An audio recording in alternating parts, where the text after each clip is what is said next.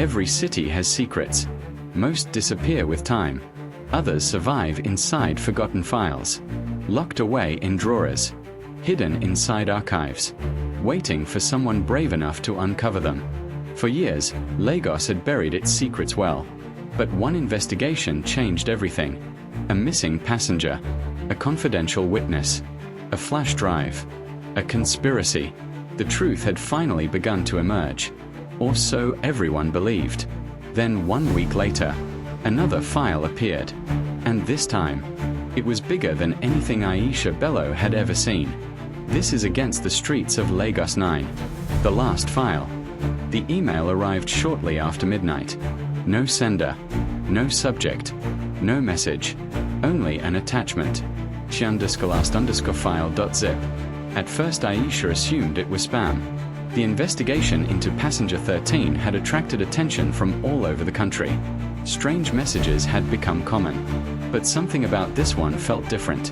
The attachment size alone was enormous. Nearly 20 gigabytes. Whoever sent it wanted her to see something. The question was why. When the file finally finished downloading, Aisha opened it, and immediately realized this wasn't a prank. Thousands of documents appeared. Photographs, bank records, court filings, police reports, property transactions, witness statements, news articles spanning nearly 3 decades.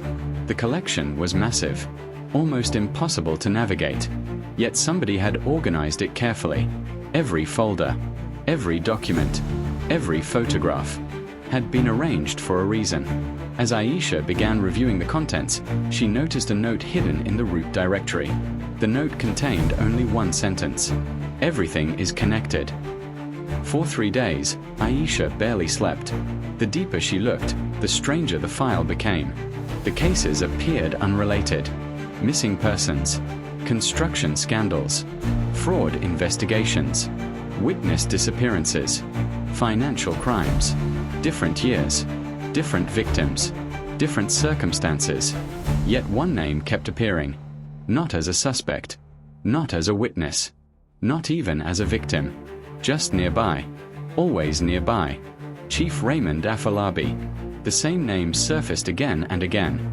At first Aisha assumed it was coincidence. Then she found it a second time, a third, a fourth, a fifth. Eventually coincidence became impossible. Nobody in Lagos would have suspected Chief Raymond Afolabi. For decades he had been celebrated. A businessman, a philanthropist, a respected public figure. His charity projects funded schools, supported hospitals, provided scholarships. Television stations praised him. Politicians admired him. The public trusted him. Which was exactly what made the discovery so disturbing. Because according to the last file, Afolabi had been standing in the shadows of some of the city's darkest secrets for nearly 20 years. Late on the 4th night, Aisha discovered a hidden folder. Inside was a video. The file name froze her in place. Ibrahim_final_message.mp4. Passenger 13. The man who had vanished. The witness who had risked everything. Aisha pressed play. The screen flickered. Then Ibrahim appeared. Older, tired, but unmistakably alive. For several seconds he simply stared into the camera. Then he spoke. "If you're watching this," he said quietly, "you've already found more than I ever could." He paused, looked directly into the lens, and delivered the warning that would change everything. "The people you're looking for aren't criminals." Another pause. "They're pillars of society." The recording ended abruptly, but the message was clear. The investigation had just become far more dangerous, and Aisha was only getting started. The next breakthrough arrived through an anonymous phone call. The caller refused to identify himself. His voice was distorted. His instructions were simple. Travel alone. Tell nobody. Bring no police. Then he gave her an address. 3 days later, Aisha found herself sitting across from a man who officially didn't exist. His name was Daniel Ease. At least, that was the name he once used. According to government records, Daniel had died 15 years earlier. Death certificate issued. Case closed. Yet here he was, alive, watching the door nervously every few seconds, and carrying secrets that had haunted him for more than a decade. Daniel wasted no time. For years, he had worked as an accountant. His job gave him access to records nobody else questioned. Invoices, transfers, payments, approvals. At first everything appeared normal. Then numbers stopped adding up. Money vanished. Projects existed only on paper. Entire budgets disappeared without explanation. Whenever Daniel raised concerns, he was told to stay quiet. Eventually he discovered something far worse. The missing money wasn't random. It was organized, carefully hidden, and protected by people in powerful positions. Then he looked directly at Aisha and spoke the name she had been seeing throughout the last file: Chief Raymond Afolabi. That night Daniel led Aisha to an abandoned warehouse. For years the building had sat unnoticed, locked, forgotten, ignored. Inside were thousands of documents, financial ledgers, property records, government correspondence, contracts dating back decades. Daniel had secretly copied everything before disappearing. He always believed somebody would eventually need the evidence. The scale was staggering. The corruption wasn't one crime or one scandal. It was an entire system, a machine designed to enrich a few people while hiding the truth from everyone else. And at the center of that machine, one name appeared more often than any other: Raymond Afolabi. Among the warehouse records, one file stood apart from the rest. It concerned a tragedy that had shocked Lagos years earlier.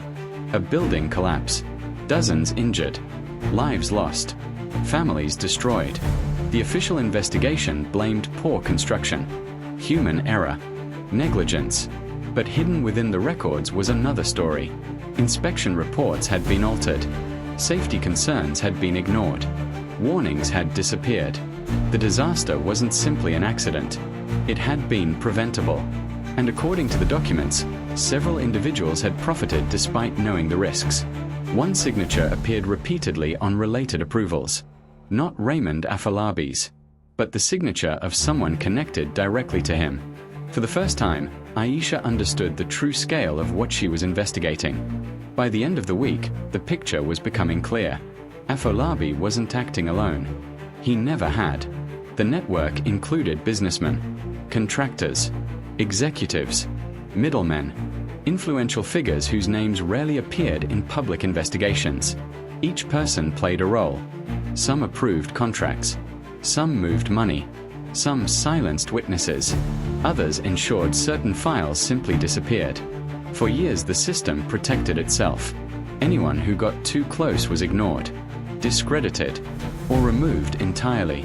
Passenger 13 had discovered it. Daniel had discovered it. And now Aisha had discovered it too, which meant she was in danger, even if she didn't realize it yet. Aisha knew immediately. Someone had been inside. The office had not been robbed.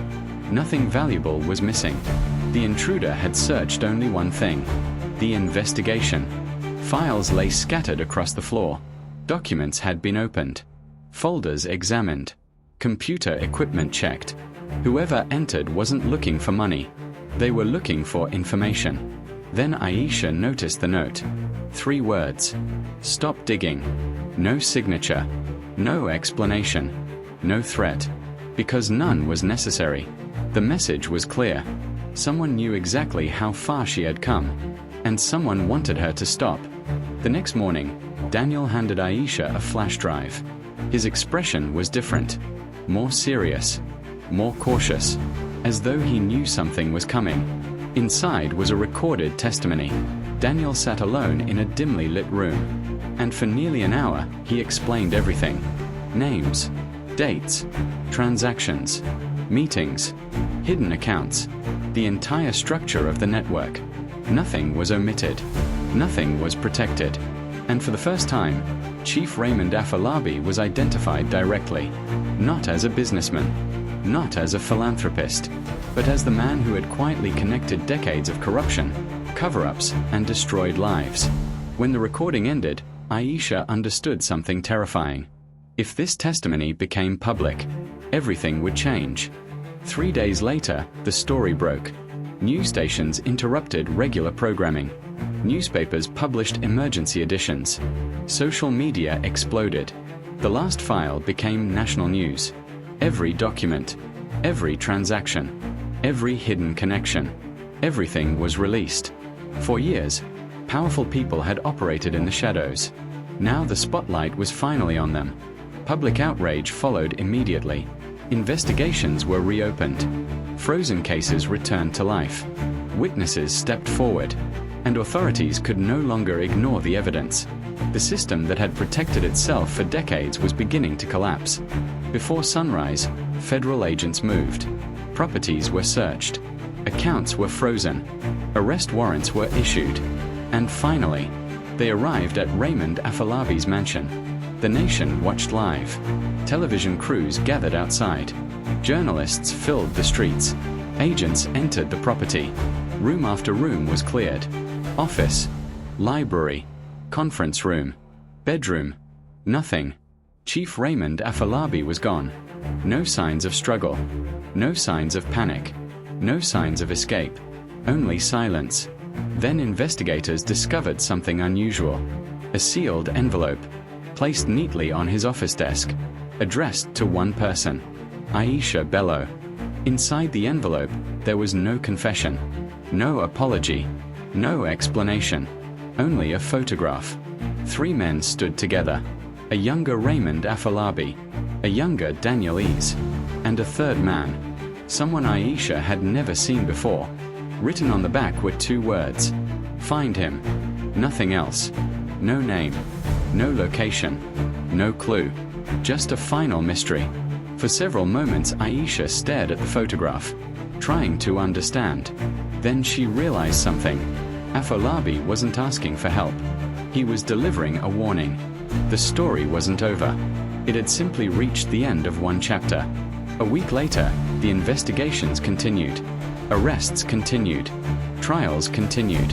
The city moved forward, just as it always had. One evening, Aisha stood overlooking Lagos, watching the lights stretch endlessly into the distance, thinking about everything she had uncovered.